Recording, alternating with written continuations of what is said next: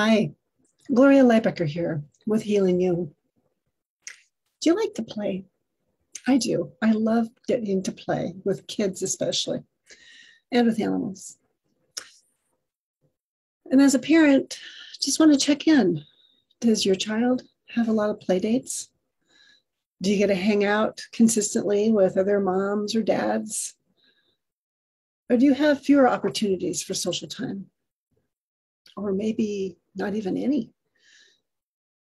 What's it been like for you as a parent, especially now?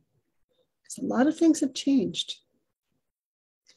I know when Rylan was younger, social interactions really stretched him, stretched his window of tolerance. And yet at the same time, he longed for companionship and fun and to have time with others. Where we lived previously was really in a rural district out in the middle of 3,000 acres of wheat fields. So play dates and get-togethers with friends and family were definitely planned in advance. One time, a close friend and I, we arranged to get together to have coffee while her two young sons, who were 8 and 5 years old at the time, played with Rylan for a few hours. It was a little bit of heaven back then. In getting ready for the friends to come over, Rylan and I were both really excited. And when I would think about it, though, I would feel a niggle of anxiety in my tummy. And I remembered how supportive pre-rehearsals are to contribute towards predictability and trust, both really key players when you want to play, especially when venturing out into the social world. I noticed in the moment that as I named those needs for myself, my internal system calmed. So I invited Rylan to snuggle with me on the couch, and I checked in with him. And I said, do you remember what happens for Sammy if you begin to feel overwhelmed? And Rylan said, yeah, he gets really anxious and worried about whether or not I'm okay. I'm like, yeah, he really cares for your well-being, doesn't he? And then I asked more. I asked Rylan, have you noticed anything about Jason? And after he thought about it, he said, well, he wants to choose what to do all the time now. I'm like, yep, he's growing up quickly, isn't he? Because when you're bigger, you like having lots of choices, don't you?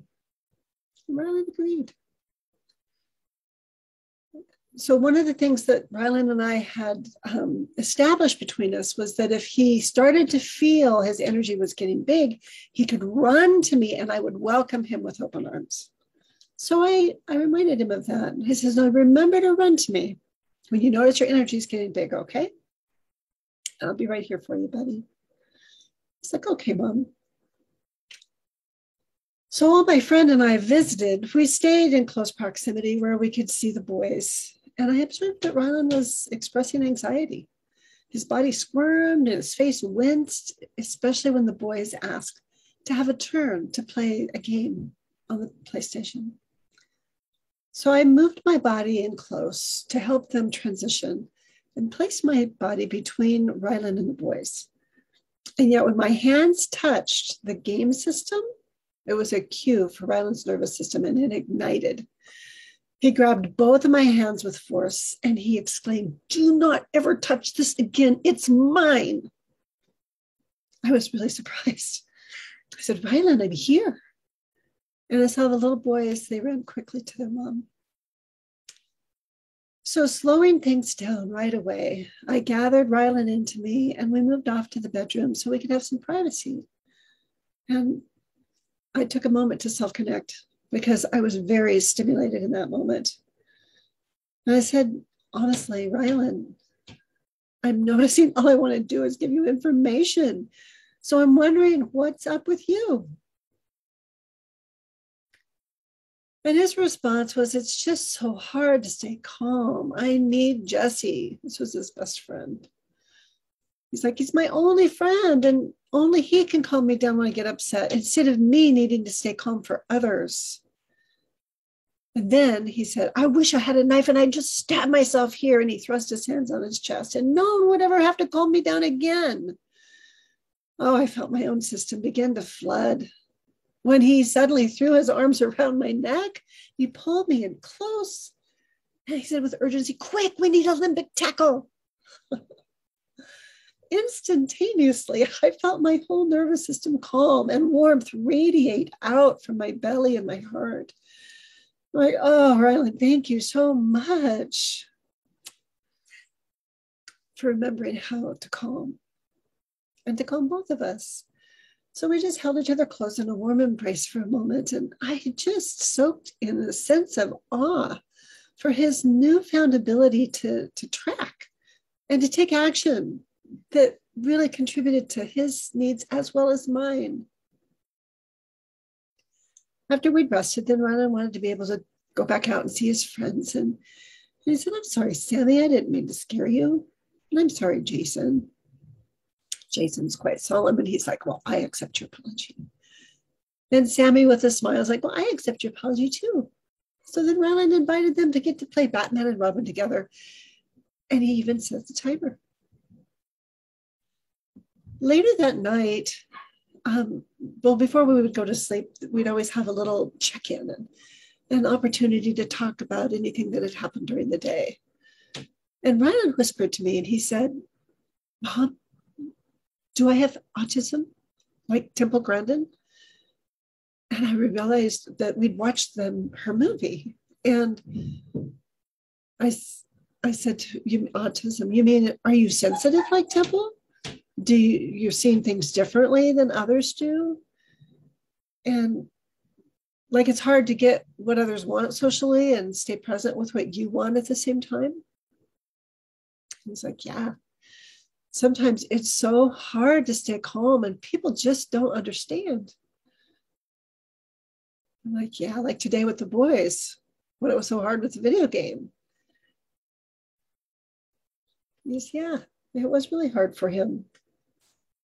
So I made some guesses. I said, you really want to play and have fun. And at the same time, you feel overwhelmed. How others want to play and have fun. And then big energy comes up. And he acknowledged, yeah, that was so hard for me, Mom, to let them play the game and just watch. And I acknowledged that I could see that. I said, you even set the timer. I felt so surprised at the time because I knew that stretched your window of tolerance. And he's like, yes, I thought I would burst. I said, well, I celebrate with you how you were able to stay present, Rylan, because it's really huge. And you know, when you stretch yourself like that, you'll notice that it'll get easier each time. I said, will it? I'm good. And the next night we watched a movie, and so these are kind of some of the things that happen or can happen in relationship, your everyday things, but at the end of the day, to have a moment where you can connect and you can get to allow your child to filter through whatever may still be lingering that they're wanting to make sense out of. And we'd watched the movie Where the Wild Things Are. And when the energy got big, Rylan felt really frightened and he needed comfort and reassurance. And then he asked me, he said, do the boy and Carol, the Wild Things main character, do they have autism too? So this showing up differently was really on his mind.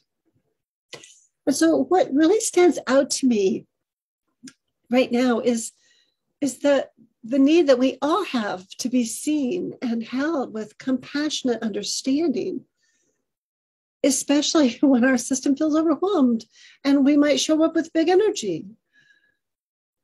We need to have someone on the sidelines welcoming us with arms open wide to absorb all of that energy that our system radiates and to cradle us in their lap with comforting, warm compassion for as long as we want to be held, with no expectations to do anything, just lovingly offering understanding and calm. Boy, that's such a gift. Well, something I've always done is really paid attention. I want to make sure that my son is comfortable with his story being shared openly in the world, because I know I was pretty nervous about my story being shared openly in the world. So I've always read the stories that I write out loud to him before I even publish them. But this time, after these experiences, and I read this to him, he flushed and he looked really concerned. He goes, "Mom, don't write about autism. I feel embarrassed." And I checked in on that and said, "You feel embarrassed you asked about autism, or that you identified with Temple, who says she has autism? Are you worried people will see you differently?" He squirmed in his chair and he didn't know. So I made another guess. I said, "Do you want to be seen for who you are? Do you like to be included and feel you belong, especially with people you care about?" And he shrugged. He's like, "Maybe." So I went a different route. I said, "Well, let's remember the movie. You want to do that?" He said, "Yeah." So I said, "Well, what did Temple say about autism?" He frowned as he thought about it. He said, "Well, she said that she had it and that she could see in pictures." And I said, "Yeah. And so she could see things that other people couldn't, right?" And his body relaxed as he answered with, "Yeah." So I came up with an idea. And I said, "Well, I think sometimes it can be super helpful just to better understand things, to have a word to name it, like eyes. Some people have blue eyes, some people have green eyes, some have brown, some have hazel, and some people, they have eyes that seem to change colors depending on their mood or what color they're wearing." I asked Rylan, "Have you ever noticed that?" He says, "Yeah, like me." So I continued and I said, "Yeah, being able to name the eye color really helps being able to appreciate how someone is different from other people. And it even helps you recognize them. Everyone is different. Being able to identify how someone is different, it can just help you to understand them easier. Because there's a lot of people out there. And not many of them actually understand how different people are, especially people that show up like on the autism spectrum. I explained that autism, it's just a name. And there are all kinds of differences that people with autism have from one another. But the thing they all share in common is that they think differently than people who don't have autism. They have shortcuts and ways to think about things that other people don't. And I checked in, does that make sense? And Rylan at the time said, "Yeah, you mean like cheese like Batman, Lego Batman?" And his eyes just were shining bright in resonance. And I said, "Yeah, now that is a real shortcut, isn't it?" So I further reflected. I said, I noticed when Temple said, "I have autism," other people could begin to make sense of why she did some things differently than they did. And they listened to her. She made a big difference for many people and animals by standing up and sharing information. So I asked Rylan, "Do you remember why Mom writes about our experiences?" He said, "Oh, to help other moms and dads and kids. I know." I said, "That's part of it, but it really helps me the most." And Rylan looked up at me in surprise. And I said, "When I write our story, it helps me to make sense of what has happened. And then I can see things more clearly, like how a post-rehearsal helps me see how I might do things differently next time, or understand better why you did something you did, or appreciate how amazing what you did was." It helps me grow as a mom. And I want to help all the other moms out there and dads who may experience something like what I do as a parent. And I also want to help all the kids out there, especially those who show up different I want them to be held with unconditional love and understanding. Does that make sense? And Rylan, he responded, he goes, yeah, maybe you can email me the stories when I'm a dad to help me remember too. I said, great idea, buddy. It brings tears to my eyes just remembering that moment. So when we take time to reflect on our experiences and be open to how it might look and feel different, it's a powerful tool in relationships. You can call it post-rehearsals, you can call it time travel empathy. But if you resonate with our story and you'd like to learn more, reach out to me at healingyoursanctuary.com. Thanks for being on the journey with me today. Healing you.